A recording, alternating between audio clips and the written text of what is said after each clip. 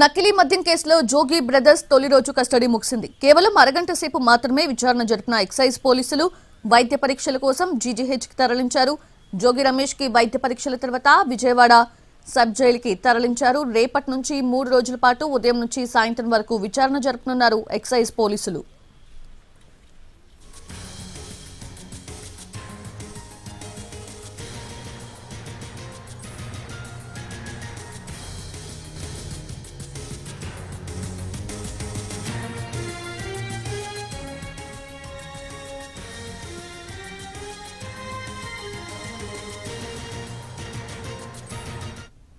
నకిలీ మద్యం కేసులో జోగి బ్రదర్స్ తొలి రోజు కస్టడీ ముగిసింది. కేవలం అరగంట సేపు మాత్రమే ఎక్సైజ్ పోలీసులు విచారించినట్లుగా సమాచారం అందుతూ ఉంది. లేటెస్ట్ అప్డేట్స్ అందించేందుకు మా ప్రతినిధి శ్రీకాంత్ జాయిన్ అవుతూ ఉన్నారు. శ్రీకాంత్, ఏంటి అరగంట విచారణ ఏ విధంగా జరిగింది? దానికి సంబంధించిన అప్డేట్స్ ఏంటి?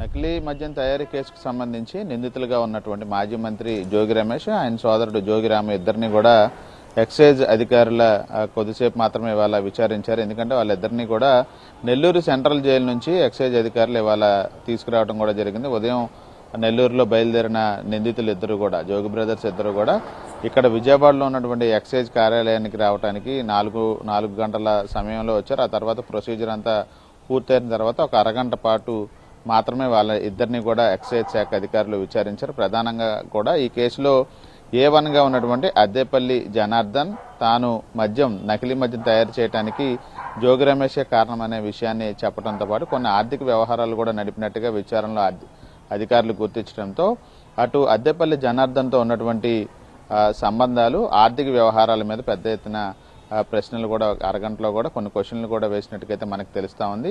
ఈ నేపథ్యంలోనే జోగి రమేష్కి ఆర్థిక లావాదేవీలు ఏదైతే అద్దేపల్లి జనార్దన్తోనేయో వాటి మీద కూడా వివరాలు కూడా అడిగారు. కొన్ని ఆధారాలు కూడా చూపించిన పరిస్థితుల నేపథ్యంలో జోగి రమేష్ అయితే తనకు ఈ కేసుకు ఎటువంటి సంబంధం లేదని మాత్రమే సమాధానం ఇచ్చినట్టుగా మనకి తెలుస్తా ఉంది. ఆ తర్వాత నిందితులిద్దరినీ కూడా ప్రభుత్వ జనరల్ ఆసుపత్రికి తీసుకెళ్లి వైద్య పరీక్షలు నిర్వహించారు. అనంతరం విజయవాడ సబ్ జైలుకి సమయం పూర్తి కావడంతో అక్కడికి తరలించడం కూడా జరిగింది. రేపు ఉదయం 10 గంటలకు తిరిగి ఇద్దరిని విజయవాడ సబ్ జైలు నుంచి కూడా ఎక్సైజ్ అధికారులు అదుపులోకి తీసుకొని విచారించబోతా ఉన్నారు. రేపటి నుంచి 3 రోజుల పాటు నిందితులు ఇద్దరిని కూడా ఈ నకిలీ మద్యం కేసుకు సంబంధించి ఎక్సైజ్ శాఖ అధికారులు విచారించనున్నారు. ములకల చెరువులో కూడా బయటపడినటువంటి నకిలీ మద్యం తయారీ డంపులో కూడా జోగి రమేష్ పాత్ర ఉన్నట్టుగా ఇప్పటికీ అధికారులు గుర్తించిన నేపథ్యంలో అక్కడ సేకరించిన ఆధారాలను కూడా జోగి రమేష్ అతని సోదరుడి ముందు పెట్టి రేపటి నుంచి ఎక్సైజ్ పోలీసులు విచారణ అయితే జరపబోతా ఉన్నారు.